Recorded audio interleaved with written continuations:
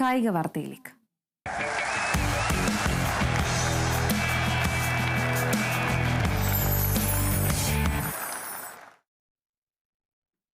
Football ഇതിഹാസം Lionel Messi ഇന്ത്യയിലേക്ക് 3 ദിവസം നീണ്ടു നിൽക്കുന്ന ഗോ ടൂർ എന്ന പരിപാടിയിൽ പങ്കെടുക്കാനാണ് ലയണൽ മെസ്സി ഇന്ത്യയിലേക്ക് എത്തുന്നത്.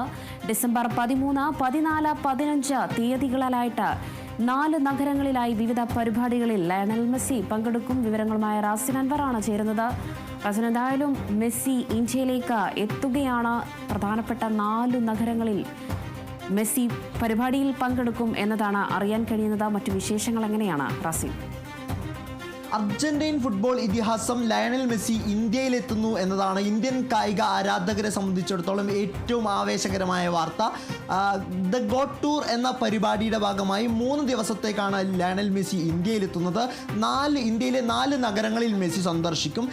നമുക്കറിയാം, സമീപകാലത്ത് കേരളത്തിൽ ലയണൽ മെസ്സി അടങ്ങുന്ന അർജന്റീൻ ടീം എത്തുമെന്ന അവകാശവാദം കേരള സർക്കാർ ഉന്നയിക്കുകയും പിന്നീട് അത് മുടങ്ങുകയും ചെയ്തത് വലിയ രാഷ്ട്രീയ സംവാദങ്ങൾക്ക് വഴിതെളിച്ചു.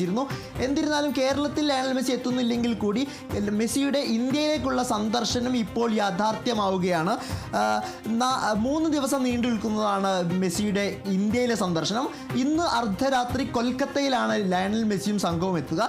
ലയണൽ മെസ്സിയോടൊപ്പം തൻ്റെ ഏറ്റവും പ്രിയ കൂട്ടുകാരായ ലൂയിസ് സുവാരസ്, അതായത് ഉറുഗ്വേൻ ടീമിൻ്റെ ഏറ്റവും മികച്ച കളിക്കാരൻ എന്നറിയപ്പെടുന്ന ലൂയിസ് സുവാരസും, അതുപോലെ അർജന്റീൻ ടീമിലെ സഹതാരമായ റോഡ്രിഗോ ഡിപോളുമായിരിക്കും മെസ്സി അനുഗമിക്കുക. ഇന്ന് അർദ്ധരാത്രിയോടെ കൊൽക്കത്തയിലെത്തും. നാളെ രാവിലെ മുതലാണ് ലയണൽ മെസ്സിയുടെ ഇന്ത്യയിലെ പരിപാടികൾക്ക് തുടക്കം കുറിക്കുക. രാവിലെ കൊൽക്കത്തയിൽ മെസ്സിയുടെ പ്രതിമ നിർമ്മിച്ചിട്ടുണ്ട്. അതിൻ്റെ അനാച്ഛാദനമായിരിക്കും ആദ്യം നിർവഹിക്കുക.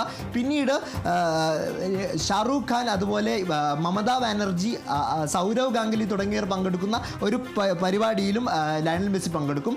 പിന്നീട് ഉച്ചയ്ക്ക് 2 മണിയോടെ ഹൈദരാബാദിലേക്ക് ലയണൽ മെസ്സി പോകും. ഹൈദരാബാദിൽ തെലങ്കാന മുഖ്യമന്ത്രി രേവന്ത് റെഡ്ഡിയോടൊപ്പം ഒരു പ്രദർശന ഫുട്ബോൾ മത്സരത്തിൽ ലയണൽ മെസ്സി പങ്കെടുക്കും. നമുക്കറിയാം, കഴിഞ്ഞ ദിവസങ്ങളിൽ രേവന്ത് റെഡ്ഡി ഫുട്ബോൾ മത്സരം പരിശീലിക്കുന്നതിൻ്റെ ദൃശ്യങ്ങളെല്ലാം സമൂഹ മാധ്യമങ്ങളിൽ പ്രചരിച്ചിരുന്നു. ഇതിനുശേഷം ഒരു സംഗീത വിരുന്നിലും ലയണൽ മെസ്സി പങ്കെടുക്കും. പിന്നീട് നേരെ മുംബൈയിലേക്കാണ് മെസ്സിയുടെയും സംഘത്തിൻ്റെയും യാത്ര. അടുത്ത ദിവസം, അതായത് മറ്റന്നാൾ, മുംബൈയിൽ സിനിമാ താരങ്ങൾ, അതായത് ചലച്ചിത്ര താരങ്ങളോടൊപ്പം ഒരു സെലിബ്രിറ്റി ഫുട്ബോൾ മത്സരത്തിൽ ലയണൽ മെസ്സി പങ്കെടുക്കും.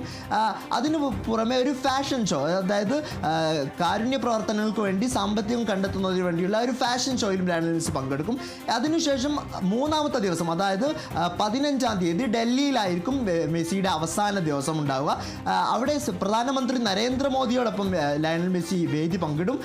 അരുൺ ജെയ്റ്റ്ലി സ്റ്റേഡിയത്തിൽ നടക്കുന്ന ഒരു പരിപാടിയിലും ലയണൽ മെസ്സി പങ്കെടുക്കും. എന്നിരുന്നാലും സാധാരണക്കാരായ കളി ആസ്വാദകരെ, അതായത് ലയണൽ മെസ്സിയുടെ ആരാധകരെ സംബന്ധിച്ചിടത്തോളം ഈ മെസ്സിയെ നേരിട്ട് കാണുക, അല്ലെങ്കിൽ മെസ്സിയുടെ പരിപാടിയിൽ പങ്കെടുക്കുക എന്നത് ഏറെ ബുദ്ധിമുട്ടുള്ള കാര്യമാണ്. കാരണം ടിക്കറ്റുകളുടെ നിരക്ക് പരിശോധിക്കുകയാണെങ്കിൽ 4500 രൂപയാണ് മെസ്സി പങ്കെടുക്കുന്ന പരിപാടിയിൽ സന്ദർശകർക്കുള്ള നിരക്ക്. അപ്പോൾ എന്നിരുന്നാലും ലയണൽ മെസ്സിയുടെ ഇന്ത്യയിലേക്കുള്ള വരവ് യാഥാർത്ഥ്യമായിരിക്കുകയാണ്. ശരി, വ്യക്തമാണ്. വിവരങ്ങൾ പങ്കുവച്ചത് റാസിൻ അൻവറാണ്.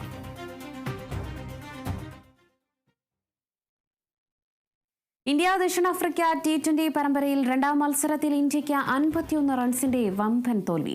ചണ്ഡീഗഡിൽ മുള്ളൻപൂരിയിൽ നടന്ന മത്സരത്തിൽ പ്രോട്ടീസ് ഉയർത്തിയ 213 എന്ന കൂറ്റൻ വിജയലക്ഷ്യത്തിലേക്ക് എത്താനാവാതെ 19.1 ഓവറിൽ 102 റൺസുമായി ഇന്ത്യൻ നിര പുറത്താവുകയായിരുന്നു. അർദ്ധ സെഞ്ചുറിയുമായി പൊരുതിയ തിലക് വർമ്മയുടെ ഒറ്റയാൾ പോരാട്ടത്തിന് ഇന്ത്യയെ രക്ഷിക്കാനായില്ല. 4 വിക്കറ്റ് വീഴ്ത്തിയ ഓട്ടീനിയൽ ബാർട്ട്മാനാണ് ഇന്ത്യയെ തകർത്ത് റൺസെടുത്ത ദക്ഷിണാഫ്രിക്കയുടെ ടോപ്പ് സ്കോറർ കിഞ്ചൻ ഡീകോക്ക്. കളിയിലെ താരം ജയത്തോടെ 5 മത്സര പരമ്പരയിൽ ദക്ഷിണാഫ്രിക്ക 1-1 ഒപ്പമെത്തി. പരമ്പരയിൽ 3ാം മത്സരം ഞായറാഴ്ച ധരംശാലയിൽ നടക്കും.